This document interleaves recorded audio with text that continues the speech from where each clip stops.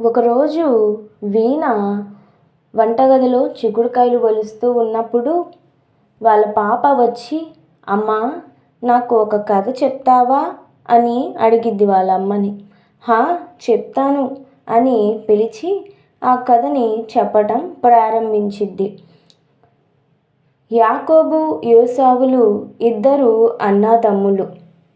ఒకరోజు ఏసావు వేటాడటానికి అడవికి వెళ్ళాడు. యాకోబు వంట చేస్తూ ఉంటాడు.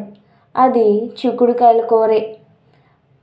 అయితే ఏసావు అలసిపోయి వేటాడి ఇంటికి వచ్చినప్పటికీ యాకోబు చేస్తున్న ఆ చిక్కుడుకాయల కూరని చూసి, ఆ ఎర్ర ఎర్రగా ఉన్నది ఏమిటి? కొంచెం నాకు ఇస్తావా? నేను అలసిపోయి ఉన్నాను, నాకు ఆహారం ఇస్తావా అని అడుగుతాడు. అప్పుడు యాకోబు తెలివిగా, ఇస్తాను, కానీ నీ జ్యేష్ఠత్వపు హక్కుని నాకు ఇవ్వాలి. దీనికి బదులుగా నీవు నాకు అది ఇస్తే నేను ఈ కూరని నీకు ఇస్తాను అని అంటాడు.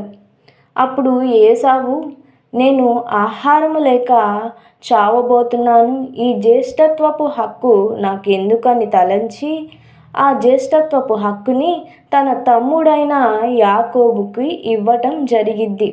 ఆ జ్యేష్ఠత్వపు హక్కుని యాకోబుకి ఇచ్చి ఆ చిక్కుడుకాయల కూరని తీసుకొని తింటారు. ఇలా ఏసావు తన జ్యేష్ఠత్వపు హక్కుని పోగొట్టుకొని బాధపడతాడు. నెక్స్ట్ స్టోరీ మీకు కావాలంటే please like, share and subscribe.